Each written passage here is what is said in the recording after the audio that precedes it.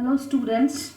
So in this session, I shall tell you about the theories of origin of state. So as far as the theories of origin of state are concerned, a number of political philosophers have put forward a number of theories and they have expressed their own views as far as the origin of the state is concerned. But in this session, and to tell you before I could start about the divine origin theory, there are various theories regarding the origin of the state. An example can be given of the historical or the evolutionary theory, Marxist theory, Marxist theory of state, force theory, social contract theory. So all these are some of the theories pertaining to the origin of state. But in this session, I shall focus only on the divine origin theory. So let us quickly run through the first slide, evolution of the divine origin theory. So divine origin theory of the state, it is considered to be one of the oldest theories of the state, and the most important point to be noted as far as the origin of the divine origin theory is concerned, it is said in ancient times there was an amalgamation of religion and politics.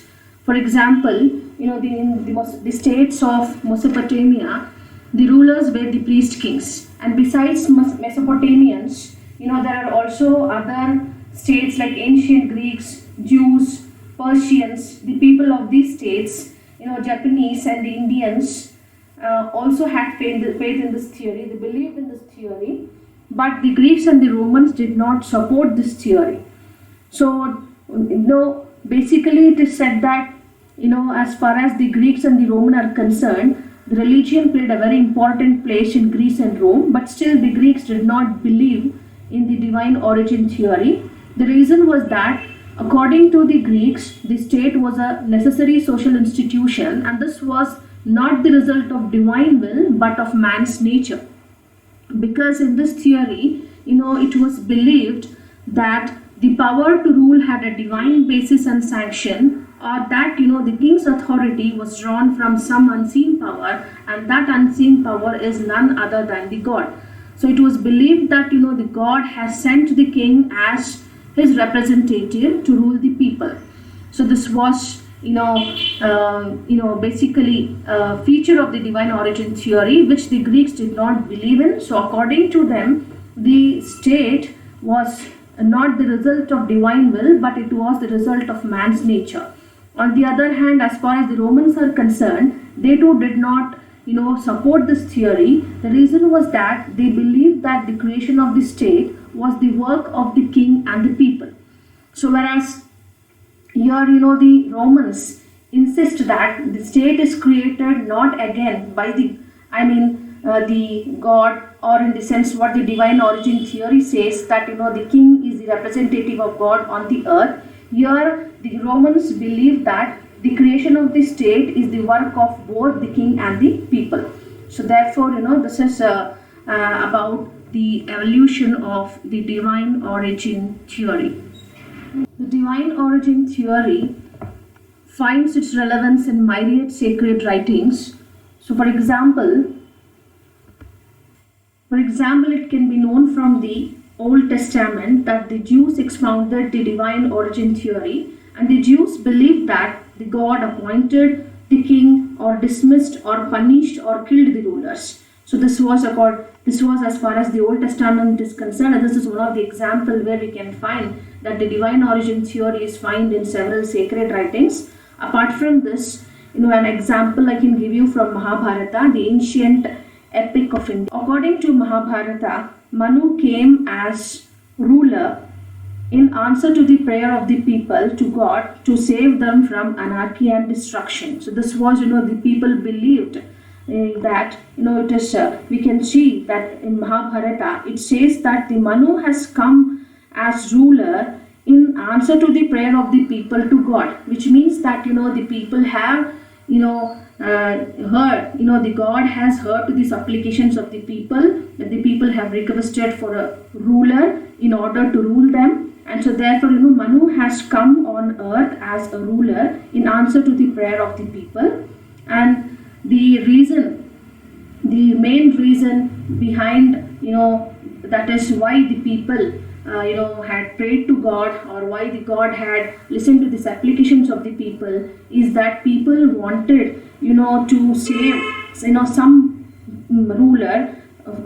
People wanted some ruler to save them from anarchy and destruction. So this was the main reason, that we find in Mahabharata, the Indian epic of India, in support of this theory. But to be more clear, it is also mentioned that Mahabharata does not expect blind obedience. So Mahabharata does not expect blind obedience in the sense, it does not mean that if the ruler is bad, it does not mean that the people need to obey the ruler. But according to Mahabharata, if the king is tyrannical, or if he is bad, and if the people do not like the king, the people may rebel, and the king may be dismissed, or the king may be deposed of. That is, in case if the king goes against the people, or against or if he goes contrary to the principles of dharma, then the people may rebel against the king and then remove the king from the post of the ruler. So this is what is mentioned in Mahabharata. So here it is so I have made you clear that Mahabharata does not accept blind obedience. And it is also believed that Christianity was also in favor of the divine origin theory. So these are some of the examples as far as the divine right theory of kings, or divine origin theory of the state is concerned. And this theory developed during the Middle Ages. So now let us see the features of the theory. So firstly, according to this theory, the state is the creation of God. So state is the creation of God in the sense that God has created the state. So we have studied, just few minutes ago I told you that the Romans and the Greeks did not believe that the state was the creation of God. But on the contrary, according to the divine right, the theory of kings, or the divine origin of kings, the state is the creation of God, which means that the God has created the state. And so therefore, if the God has created the state, the kings are the God have created the state. Since the God cannot come and rule on the earth, God has sent the kings as his representative on earth. And so therefore, the people need to obey the king. The people need to obey the king because the God has sent the king on earth. So disobeying the king meant that the people are disobeying God. So therefore, you can see that in the divine origin theory, the people who favored this theory, they believed in this theory that if they are not going to obey the king, so it will be like disobeying God. So therefore, as such, after having learned, what exactly the divine origin theory is, here the king is solely responsible to God, which means that he is not responsible to the people. See, in the modern times, when we take an example of a democracy, and in a place where we live in, we see that even the government is solely responsible to the people, because the people the people elect their representatives, and it is the people who give them the power to rule them. So therefore, the government in turn is accountable or responsible to the people. But this is not so as far as the divine origin theory is concerned, because as I told you just few minutes ago, that since the God has sent the king on earth, the king will be solely responsible only to God, solely answerable only to God, only accountable to God. So therefore, the people do not have any say, they cannot question the king, because the God has sent, and whatever the king does, whether it is bad or whether it is good, he is only answerable to God, and the people cannot question the king. So this is, the gist of the divine origin theory. Quickly, let me run through the next slide.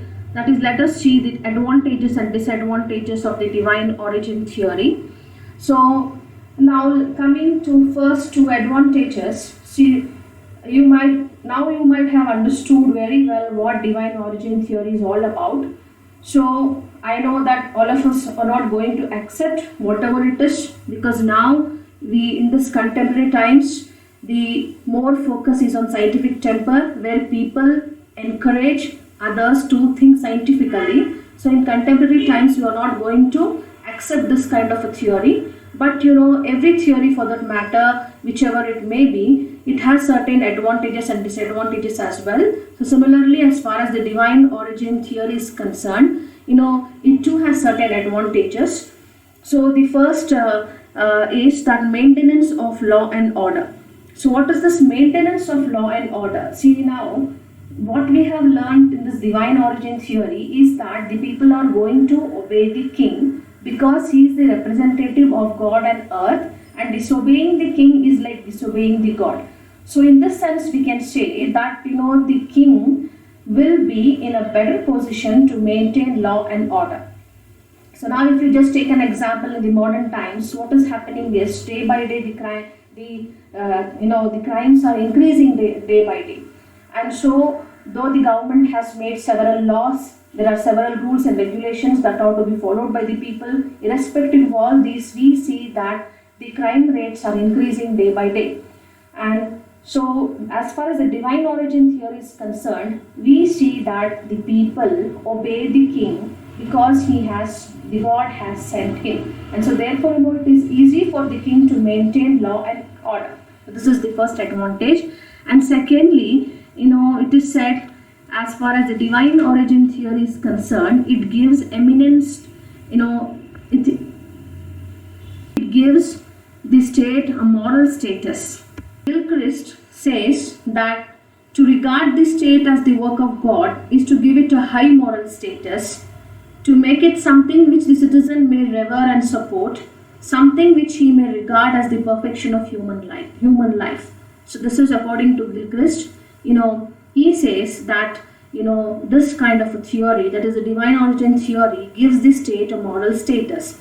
So he feels that regarding the state as the work of God is to give it a high moral status. So of course what we have learnt in divine origin theory is that the God has sent the king on the earth. He is the representative of God on the earth. So therefore it means that a moral status, an ethical status is being given to the state. So therefore when an ethical status or a moral status is given to the state, so it means that the citizen is going to revere and support, the citizen is going to respect the king, and also the citizen is going to support the king. So automatically when the religion, as I told you initially, that in the ancient times there was amalgamation of religion and politics. People had faith in their religion, and people believed in God. So therefore when they believed in God, they had to accept the king and they had to obey the king, and this made it easier for the king to rule the people. So as such, automatically the people revered the king, respected the king, and also supported the king and helped the king in carrying out all the administrative activities. So therefore these are some of the advantages as far as the divine origin theory is concerned. So now let us move on to disadvantages. So of course the advantages may be very few, but there are many disadvantages, or the negative aspects as far as the divine origin theory of concerned. So before I could just run through the disadvantages, so this kind of a theory will not be accepted in the modern times where we live in a democracy. So the first point of criticism as far as this theory is concerned is regarding the evolution or the origin of the theory. So it is said that the efforts that have been put in order to explain the origin of the theory has been a total failure, because it does not give the information regarding the complete origin of the state.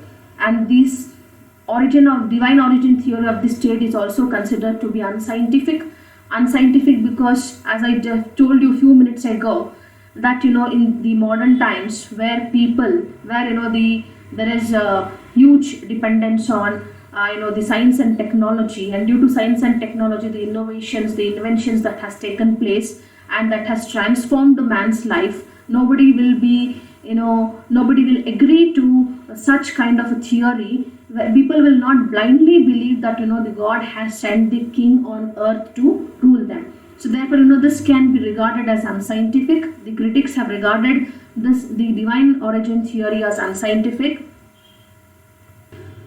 So in the divine origin theory of the state, the chronological considerations are neglected, which means that the events that occurred chronologically, or how the divine origin theory of the state evolved or originated. So all these have been neglected by the historians. So this is again a disadvantage or a negative aspect as far as this theory is concerned. And finally, we can say that it is undemocratic and unconstitutional.